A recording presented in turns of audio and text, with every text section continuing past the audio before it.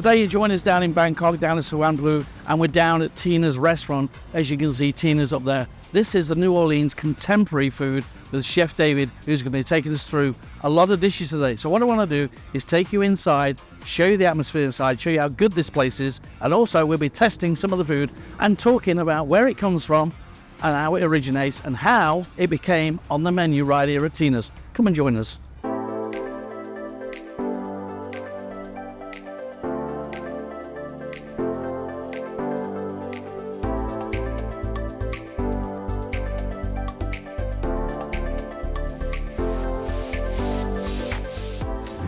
So for you guys out there that ask us where the restaurant names come from, as you can see, this is David's mum inside of me, Catherine Cleveland, but everybody knew her as Tina.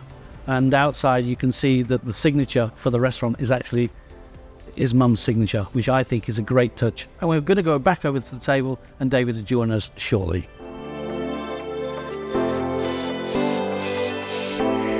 Dave, nice to meet you. Thank you very much. Absolute pleasure. Thanks for inviting us today. It is a pleasure to have you here. Thank you very much.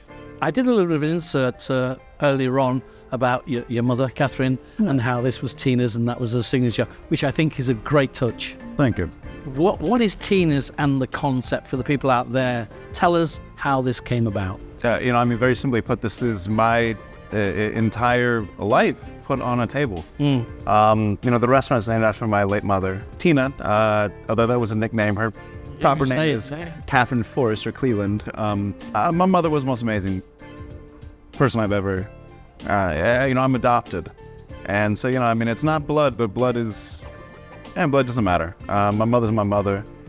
She came from a very old family in New Orleans. So we're going to talk about you a little bit later on in this program about how you became a chef. But, you've got outside New Orleans contemporary food, yeah? What is contemporary food from New Orleans? So contemporary side of it, it's looking at not just those Cajun and Creole dishes that everybody knows, things like gumbo and jambalaya, but it's actually taking the building blocks of that cuisine, whether it's the ingredients, the techniques, or the history, and creating our own feelings and versions of those dishes. And you'll experience that with our first dish that's going to come out here a little bit. Something I'm proud of, because to me, food is all about history.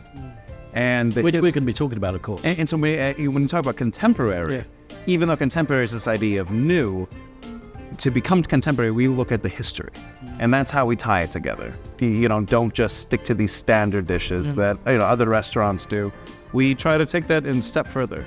You yourself, as a chef, you said that the food was sort of in your family and they liked to eat the food, but they didn't sort of do what you did. What made you become a chef? My father. For what reason? To me, I can go on a whole tangent, and I will actually, as a matter of fact.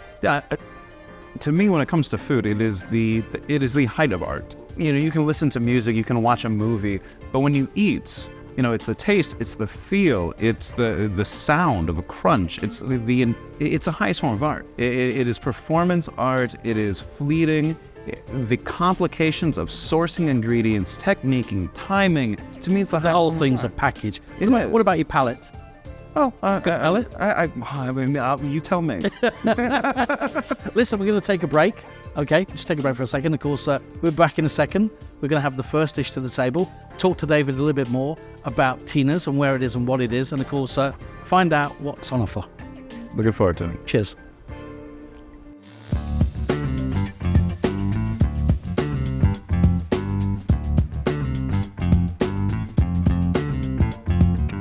We've got to say thanks to you for bringing this beautiful dish to the table. David, it looks great. What is it? So this is boudin. Boudin is a very unique sausage. What makes it unique to begin with is that, unlike most sausages, all the ingredients are cooked beforehand. For boudin, it's pork blood, and it's pork liver. And I know that sounds a little off-putting. It does have a strong flavor. In New Orleans, we usually steam it, and you kind of push it out of that casing. For us, we try to make it a little more approachable. So we bread it and we fry it. All food, but New Orleans food, particularly special, is a history. And we talked earlier about contemporary. This is contemporary. What makes this contemporary is the pickle you see on top. So this is achara pickle. Okay. So we're gonna do these in one bite. Right. So go right through the top. So these are a bit hot. So now dip in our Creole mustard just like that. And this is, what's this again? Creole mustard. So this is a combination of our house-made mayonnaise, our house-pickled mustard seeds, and our house-preserved horseradish. Okay. Now, one bite, okay? One bite.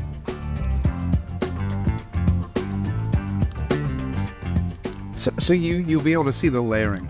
The first thing you get is that Creole mustard, so that horseradish mustard bite.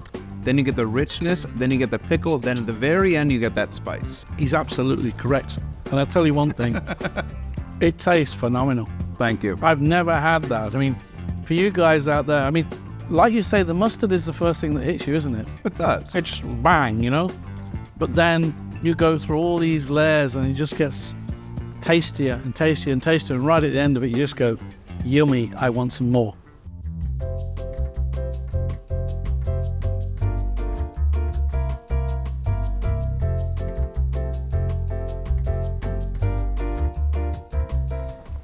Wow, wow, wow, Dave.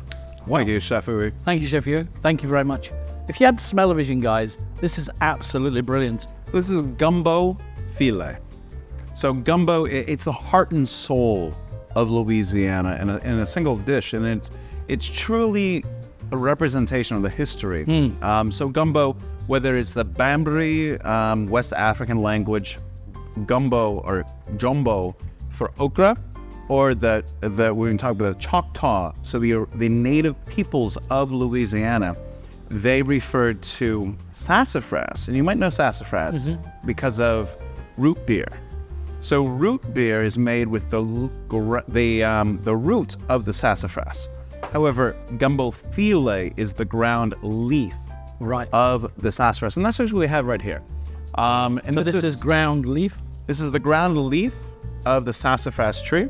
But it's one of the things that defines gumbo. Now, gumbo is the combination. It has a deep, dark roux, so that's French. The smoking of the sausage is German. The Caribbean, the Haitian, the African influences. Would you say that that's like New Orleans or? This is New Orleans through and through, Cajun and Creole, absolutely. I mean, do you just like, is it the rice that's with it? Is it what long grain rice? It is long grain rice, absolutely. So, I mean, to me, this is, you just got to dig into it. Sure. Gumbo is all about the color, the depth, the smoke. So we make ours with andouille sausage. Now, andouille sausage... Yeah, andouille, what is that? So it is a French sausage. However, it was the German influence in Louisiana that led to the smoking of the sausage. It brings it to a whole new level. So our gumbo filet is made with smoked duck. You see that big old piece hanging off right there. So we go ahead and we start with whole ducks, roast them. This takes 3 days for us to make. There's over 30 ingredients. How many ingredients? 30. 30, and also, I mean, like we said earlier on in the video, I said to David, how can you compare this to a dish that we all know out there? And he said, you can't. So this is like a one-of-a-kind dish down here at Tina's. I tell you, this, like I keep saying, it smells phenomenal. And now we're going to see how it tastes. Would I be right in saying the smokiness comes through? Absolutely. This tastes to me with the smoky taste like we've just sat here and cooked it outside over a fire. Which is am I right in saying that? Absolutely. I mean, because this is, Louisiana, it's all great cuisines come from necessity. And the most basic necessity is you have one pot. You have one source of fuel. Right. And so this is a one-pot dish. And yes, absolutely. I mean, it was cooked over, we're talking about a dish where 250 years ago was when this dish was on tables. And now today we're doing it down here at Tina's in Bangkok. It's been great to taste the food. Stay with us. Going to come back and tell you exactly where you can find these guys. If you don't come here, you're missing something, believe me. So there you go. What can we say? Tina's restaurant down here in Sathorn. Beautiful day today. Been great inside with the guys. Yui, thank you very much for having me today. Pleasure. Chef David, a pleasure too, sir. Absolute pleasure. If you're down here, just say that you've seen us on AX Media and you've seen this video. Mention it to Dave. He'll take care of you, because today he's taking care of all of us. Don't forget it. Tina's, the place to be. Bangkok. See you guys.